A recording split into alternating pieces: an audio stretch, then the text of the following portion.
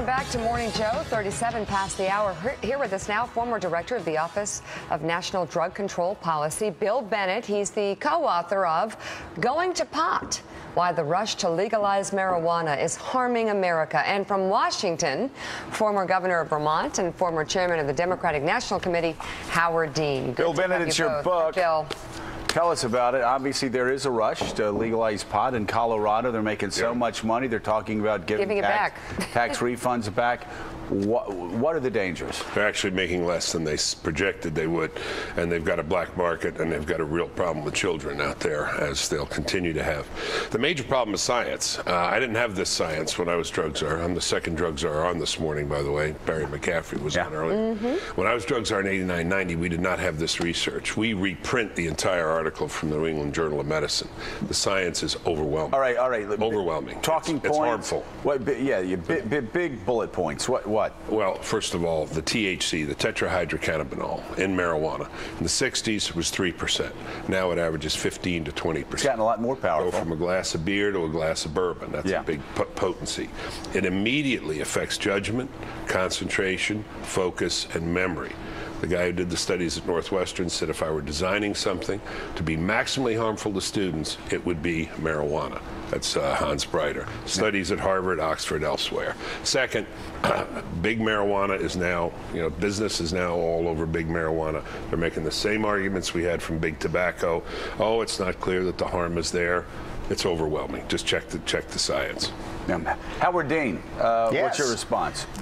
I think he's right about most things, but I still come down on the side of legalization. When I was governor, I opposed it vigorously because of all the things that Bill just said. I think it's not a harmless drug. However, what turned me around on it is a book called The New Jim Crow by a woman named Michelle Alexander, which basically shows that because of our pot laws, we are making it impossible for a huge percentage of minority kids in the inner city to ever work in the above ground workforce.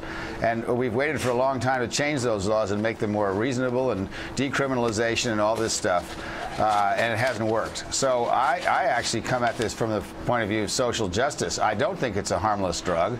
I think it is probably better than alcohol, but that's a relative thing. But I also believe that we just can't go on the way we're going on. People's lives are being ruined because they smoked a joint, and that you can't have isn't that anymore. a criminal justice issue instead of a legalization issue? Yeah, if you it have is. problems with sentencing guidelines, handle it there, but don't legalize it for everybody. No, it's a criminal justice issue, and nothing's been done about it for 30 years. Time's up. Just like education, time's up. We got to change it. 0.3 of 1% of people in state prisons are there for marijuana possession. 1.2% of people in federal prisons, in state prisons, are there for marijuana possession. Average amount of possession, 115 pounds. People do not go to jail for smoking. That is a fact. I think, again, the statistics, but I come at it from a different point of view. If you're poor, you're a member of a minority kid, you have a lousy education, and you have a record, whether it's a misdemeanor or whatever it is, you are never going to work, because why would you get hired? And that is the problem.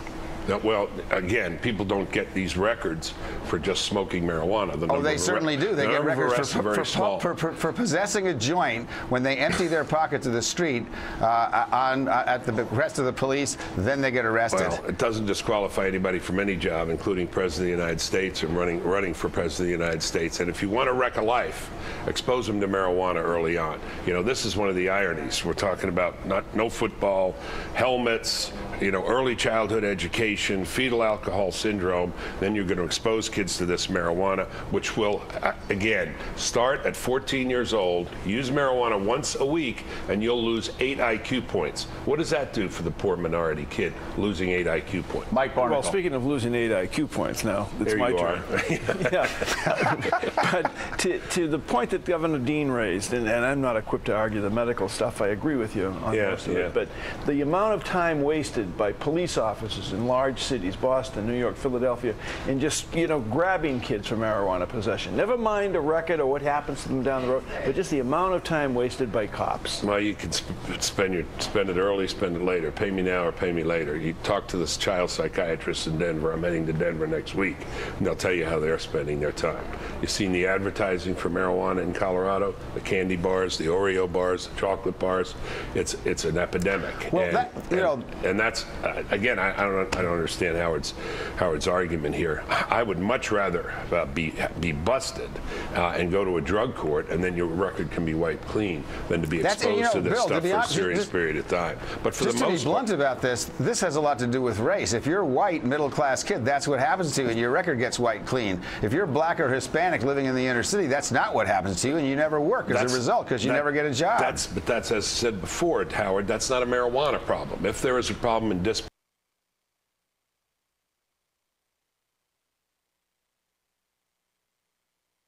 community for everything, back to Missouri, you know, that's just the way it is. That's a problem perhaps with policing. That's a problem with prosecutorial discretion, but it doesn't make any marijuana any less harmful. All right, so really quickly, Mika, did you want to make a point? We got to go. No, I just say at times it feels like you're talking about alcohol, which is prevalent, and it's causing huge problems. And you can talk to child psychiatrists across America, and they're dealing with kids who are going down the tubes because of alcohol abuse. So if you're going to have pot banned, and continue that, you should actually hit alcohol. You can't do anything about it. That's, excuse the expression, out of the bottle.